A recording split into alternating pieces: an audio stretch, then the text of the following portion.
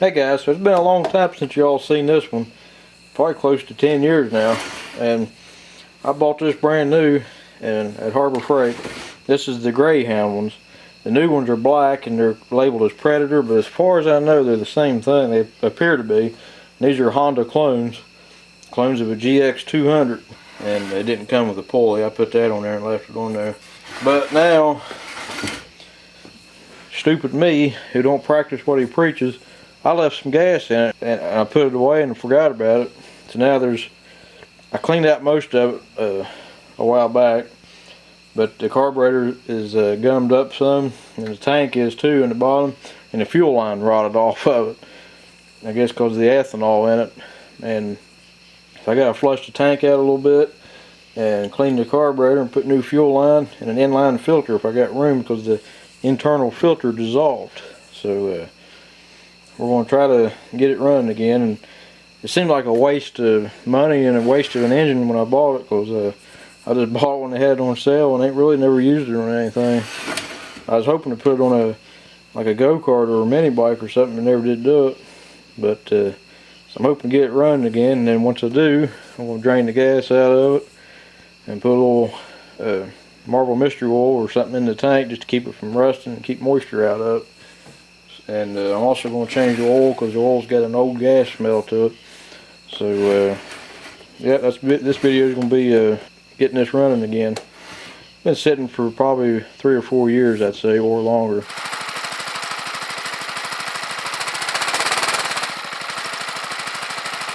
I'm going to start with taking the air filter off here, and then I'm going to remove the gas tank. There's a couple bolts here, and there's 1 or 2 on the other side, so I'm going to take that off, then we'll go from there. I was really wanting to, the main part of this video is going to be cleaning the carburetor, because I don't have a video on this type of carburetor, so it might be a little hit or miss on the video here as far as getting it running again. So if you see a few missing steps, then you'll know why.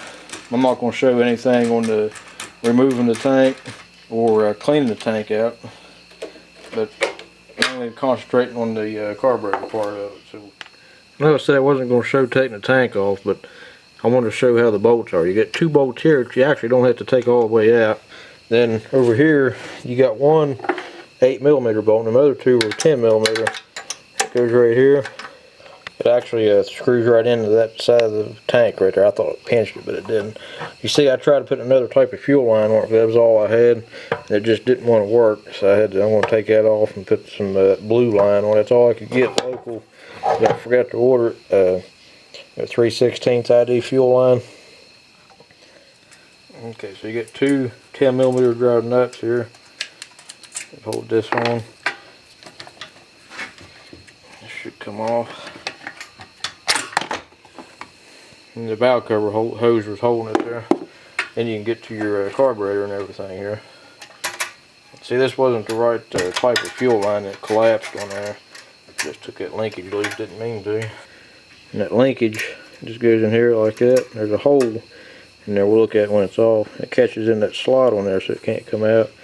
And that little spring that's on the shaft goes in this little hole here. And the whole carburetor and fuel valve comes off all together.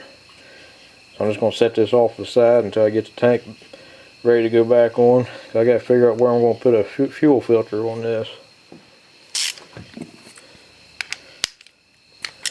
Take the bowl off first and see how bad it is. It may not be too bad, I don't know. It ain't too bad. I might have already cleaned this. I can't remember, really, to be honest about it. But I just wanted to make a video on it. Take your float pin out, and your float and needle valve will come off. See, this has a spring-loaded needle valve on it. Your jet is right here. We're going to try to take that out. I say try because they're made out of brass, and sometimes you just can't get them out. There really isn't a whole lot you can clean on these. That's your main thing. As long as you're getting gas through your fuel valve here into the needle valve port here, as long as this is clean, it should run. That's your main things. So we're going to do that and hope for the best.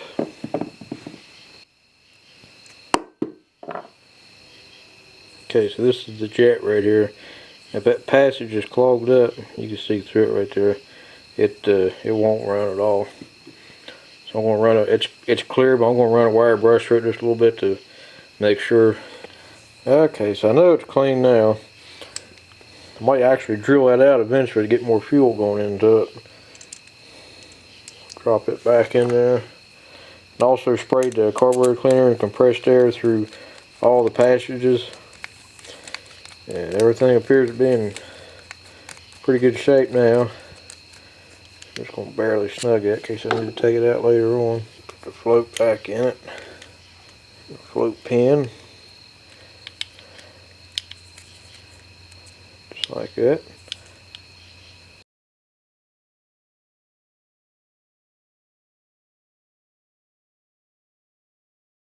Now make sure the float is working right. It does appear to be working, so we should be good to go on that.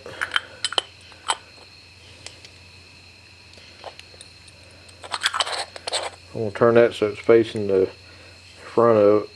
That way if I need to drain the gas out, it'll be easier to get to. Make sure that goes in, not cross-threaded. You don't want to go super crazy with it. You want to snug it pretty good. I'll make sure that's tight too before I put gas in it. So now the carburetor should be ready to go. If your choke lever pops off, don't panic. It's real simple. This just slides on here. That pin goes right there. Just like that. And that's your throttle plate here. Okay, so the carburetor's ready. Now let me get the tank flushed out and we'll get some fuel line on there and see what she's going to do.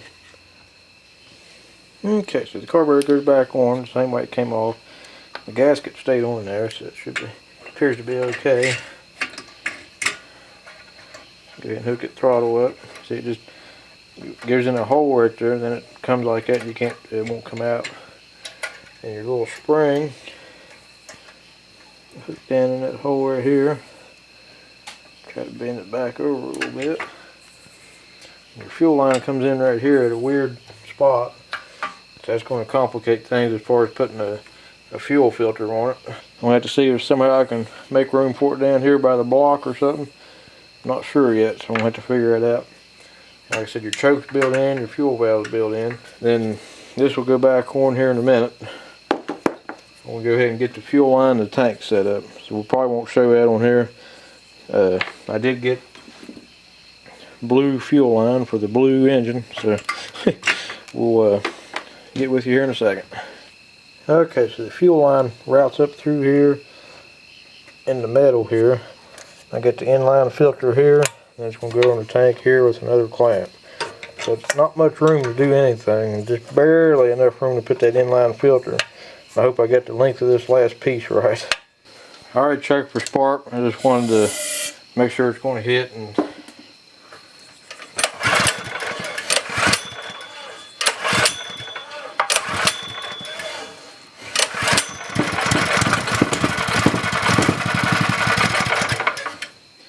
alright, so we're going to go and put some gas in it and see what it's going to do. Fuel on, choke it.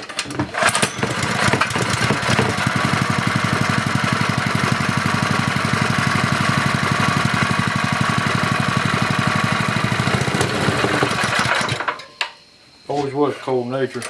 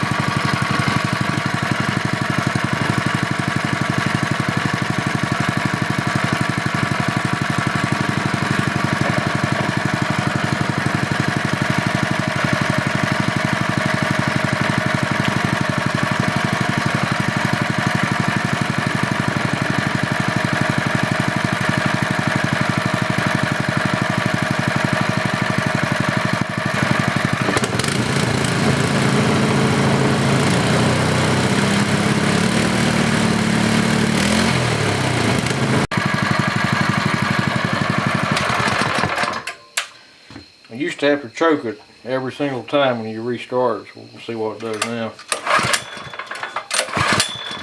Guess you still do.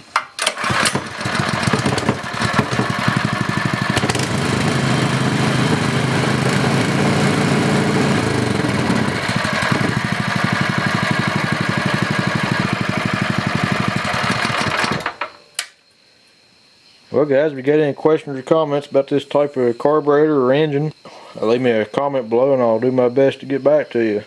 I'm glad to get this little motor running again. I always liked it, and eventually I will use it for something. I just don't have nothing to use it on at the moment. I just want to hang on to it.